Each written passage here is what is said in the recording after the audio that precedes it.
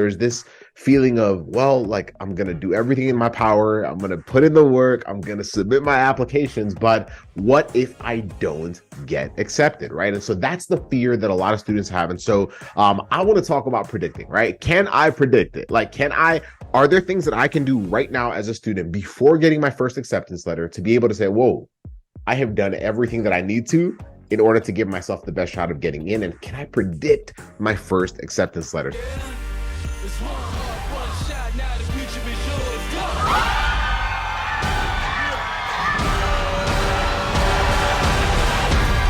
I'm turning dreams into reality. In the lab with the Hey, what's up? How you doing? My name is Joseph Ngugi. I am a physical therapist. I am also one of the co-founders of Pre-PT Grind, where for years we've been helping students like yourself get into physical therapy school. So if you are interested in the field of physical therapy, or you're like, yo, I want to be a physical therapist, I'm applying to PT school right now, or I'm planning on applying within the next year or two, then you are on the right page. And if you enjoy this training, then just binge on all the other free content we have for you here. We're also on pretty much every social media platform you can think of. And of course, be sure to like and subscribe and just share this out with all your friends. So today I want to talk about predicting, right? Can I predict whether or not I will get accepted into my dream physical therapy program? I mean, let alone, can I predict whether or not I'll get accepted, which is a question that many students have, especially when they apply to PT school, because there's this feeling of, well, like I'm going to do everything in my power. I'm going to put in the work. I'm going to submit my applications. But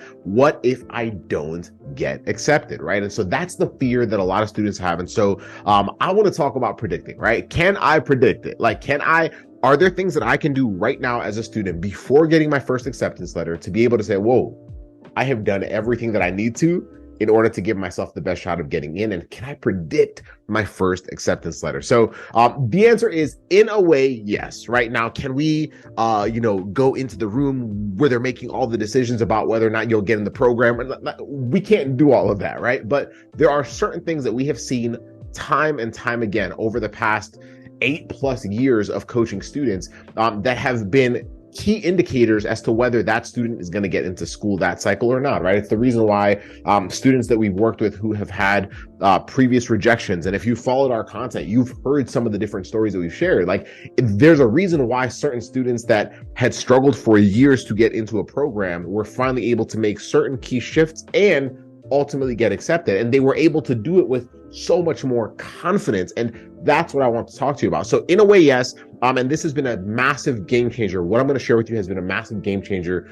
for the students that have listened to it and applied it and have also ultimately gotten accepted into PT school. And like I said before, most applicants are nervous because they're afraid that they're going to put everything into this process. They're going to take classes. They're going to lose sleep. They're going to study for the GRE. They're going to apply to multiple programs. And man, they're just afraid that they're just going to get a no from every single school on the other side. So let me ask you a question. What if working hard isn't the real solution, right? Because part of it is we feel this need of I'm going to work hard. I'm going to put all my work in. I'm going to put everything I have into it. And then hopefully it works out. What if working hard isn't the real solution? What if it's more about working hard at the right things? This is where we start to shift the conversation. And this is where it changes to where you're able to now put yourself in a position as a student where you can sort of predict whether or not you'll get accepted into your target programs that you want to apply to, or the schools that you're currently applying to. And so what we see a lot of is we see a lot of students working hard at a few different things that maybe they shouldn't work as hard at, right? So number one, we see a lot of students working hard at applying to as many schools as they can afford. Right. So that's sometimes 10 schools. We've seen 15 schools. We've seen 20+ schools.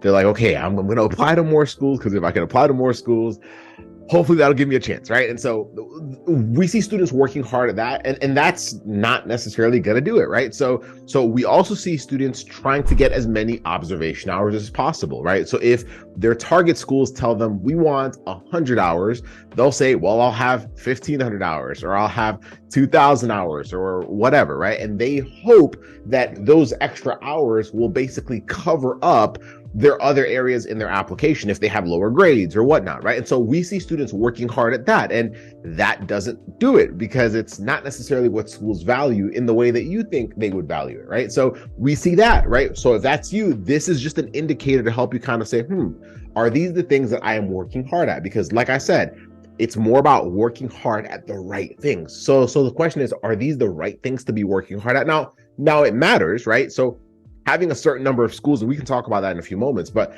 having a certain number of schools is important that you're applying to. In fact, for most of our students, somewhere between 4 and 7 schools of the right programs, right? We will discuss that, but somewhere between 4 and 7 schools is the sweet spot, right? But things like observation hours, they matter, but just not as much as you would think. Now, meet the requirements, but having 1,000 hours over doesn't cover up certain other parts of your application that might matter more to the schools that you're applying to. And that is a key indicator, right? Because we can have students that are like, yo, like, I worked so hard. I worked so many hours and I still didn't get in. What do I need to do? Do I need to do more hours? I'm like, hold on. Work harder at the right things.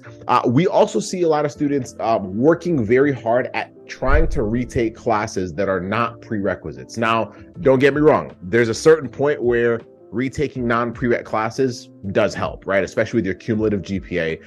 But what we see, for obvious reasons, is the fact that you can retake, especially after you finish college, you can retake classes that are not prereqs, right?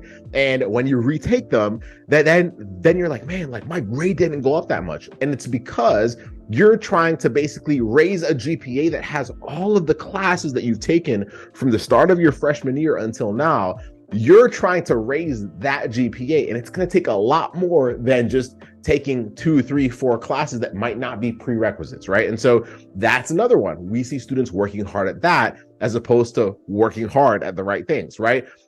We see students working hard at trying to be a match for the schools they know as opposed to the schools that they're the perfect match for, right? So this is where we see students saying, well, I have these schools that I know locally, or these schools that I know in my state, or these schools that my classmates went to. And so those are the schools that I'm going to apply to. So they only focus on the schools that they know, as opposed to asking themselves, are there other schools in the United States, in the country, that I have a better chance of getting accepted by because I am a better match for those schools? And we just have students that just don't consider that. So they're working hard at the schools they know, or becoming a match for the schools they know, instead of realizing, wait a minute, there are other schools that I could be a better match for that would even increase my chances of getting in that much more, and my ability to predict whether or not I'll get into that program, right? So the last thing I'll mention is we've seen students working hard at trying to do at avoiding the things that would help them show how much they have grown. So for example, if I'm struggling with the GRE or whatever my other obstacles are, what we tell students is go through those obstacles, don't go around them, right? So we see students trying to almost like cover those up. Very similar to what I was saying before with, trying to have a whole bunch of observation hours. Like instead of covering it up, it's saying, wait, can I actually figure out how to actually grow within those challenges? If I'm struggling with the GRE, how can I learn or leverage resources that will allow me to actually get better at taking standardized exams, right? And so those are some of the things, and there's a much longer list than that, but for the sake of this video, those are some of the key things that we see students working hard at, when in reality, it's like, wait a minute, are there things that I should be working hard at that are the right things, right? So instead of just working hard at the things that I just said, or a much longer list than that, how can I know what the right things are? Because I want to be able to predict whether or not I will get into PT school on my next attempt. So if you want a much better predictor of whether or not you'll get into PT school, the biggest shift that has to take place is you have to ask different questions, right? You have to ask different questions. The first question is, what matters most to the programs that I am applying to? Right. So if I want to predict whether or not I have a good chance of getting accepted, I need to really, really know the school. And we say this a lot, but I don't know if most of us spend the time to actually know the program. Think about how much time it takes you to build a friendship, right? Like, think about how much time you have to invest in a person to get to really understand them, their fears, all those different things. Are we doing the same with the programs that we're applying to, right? Because if I know the schools, then I will realize very quickly as a student that every school is a little bit different. Every school has certain things that they value a little bit more than others, right? For some of them, there's certain things that change stats wise. Like there's certain stats that some schools value over others. And there's certain other underlying things. Maybe it's research. Maybe one school values research and a different school does not, right? So like we have to figure out like what matters most to the schools that I am applying to. And I also need to make sure that those are the schools that I am also the best match for when it comes to my stats and all those different things, right? The second thing is I have to put myself in their shoes and ask myself, well, would I accept myself into their program, right? And be very, very objective about this. Like, would I accept, like if the roles were reversed, would I accept me into their program? Because if I would, then I need to ask myself, okay, if I said that my answer is yes, I would, why? Well, because I've done this, like give yourself proof, right? Because that in itself will show you, okay, like what are things that I might have missed? Or because if you really have done everything in your power, then your confidence should be through the roof, right?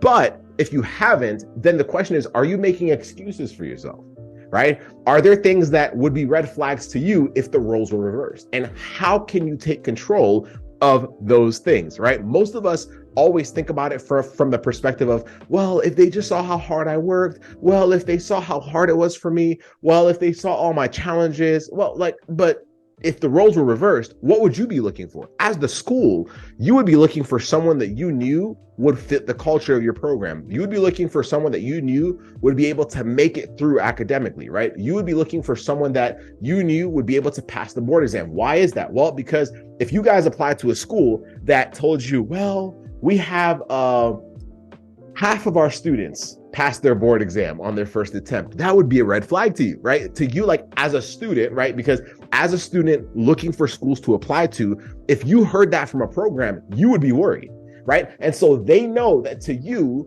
them having a very high board exam pass rate, them having a very high class completion rate, like all of those things matter because they're attractive to the people that they want to fill their programs, which is you, right? So they want students that they feel like they can basically bet on, right, to complete their program. So ask yourself, have I provided the proof to showcase that, right? And so number 3, have I turned all of my roadblocks into opportunities, right? So this is similar to what I was saying before about the GRE, right? So my GPA, my GRE, like whatever my challenges are, have I turned all of those into opportunities? Have I looked at my GPA and said, okay, my prerequisite GPA is a little bit lower. I am going to raise it and I'm going to learn different study strategies. I'm going to rely on other resources or whatnot. I'm going to figure out how to show them the version of myself that I am now when it comes to my GPA, as opposed to the version of myself that I was when I was a sophomore or a freshman or a junior, right? With the GRE, have I said, well, okay, cool. Like I struggle with standardized exams. So what I'm going to do is I am going to learn how to actually improve my standardized exams. Like you can learn how to be better at standardized exams. You can learn how to study for the exam differently, because most of us make the mistake of studying for the GRE as if it's a regular exam in school, right? Like what do? We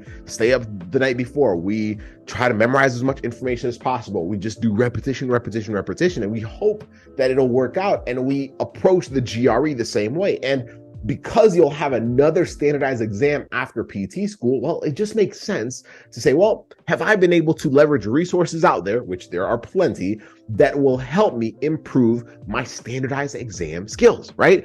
So number 4, do I have people around me that have helped me or are helping me expose my blind spots, right? Because one of the key reasons, remember, this is about learning how to predict whether or not you'll get accepted into PT school. So if I want to predict whether or not I will get accepted into PT school, well, I need to figure out what my blind spots are. And typically we can't see those for ourselves. Other people have to see it for us. And this has to be people that understand the journey that you're on, have been on it as well, right?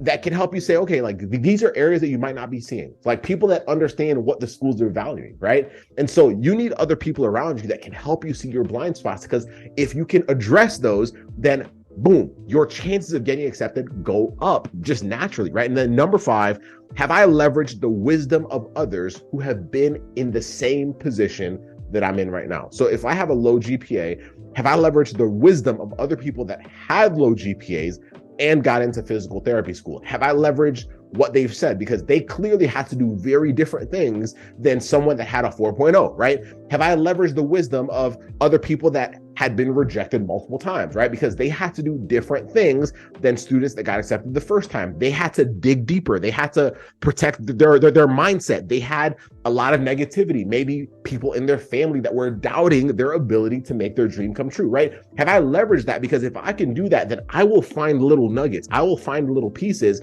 of information that will help me say, whoa, those are things I did not think about. And if you can do those things, if you can ask yourself those 5 questions and start to act accordingly, then you will be able to predict your ability to get into physical therapy school. That's the game. That's the game. And every student that we have ever worked with, whether they have super, super low GPAs when they start working with us, or whether they have been rejected for 4 years in a row, we've literally had students that have been rejected 4 years in a row before shifting their perspective, right? Like whether it's students that have struggled with the GRE for as long as they can remember, this is what they had to ask themselves. And the students that stepped into this and they said, okay, I am going to do everything in my power to become the perfect applicant for my perfect match programs. Those are the students that are either now in PT school or are now physical therapists. And if that's what you want, then that's the shift that you're going to have to make. Now, if you don't want to make that shift, then you won't have the ability to predict. You'll be basically guessing, shooting in the dark, kind of blindfolding yourself and hoping that you hit the target, when in reality, you have the ability to get crystal clear on what you need to do, get crystal clear on how to control what you can control, get crystal clear on the perfect programs for you. And from there, if you do everything in your power, if you have the right resources, the right support system, you can make your dream of becoming a physical therapist come true. That is it. Hopefully that was helpful. And if after listening to this, you're like, wow, this was eye-opening, I'm glad. And if you're like, yo, I actually want help or I want some next steps, then go to this link.